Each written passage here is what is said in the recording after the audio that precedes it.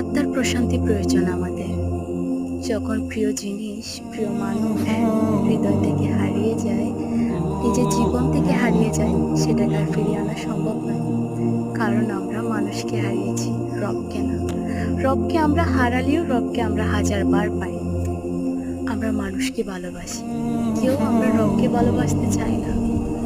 প্রয়োজন রবের ভালোবাসা, প্রয়োজন স্নিগ্ধতা নিয়ে রবের কাছাকাছি যাওয়া, প্রয়োজন আত্মার প্রশান্তি।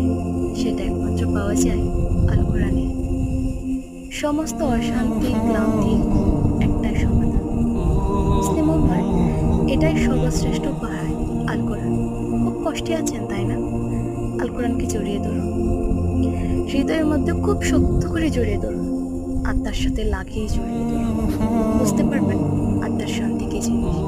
ইনশাআল্লাহ সব ঠিক হয়ে যাবে।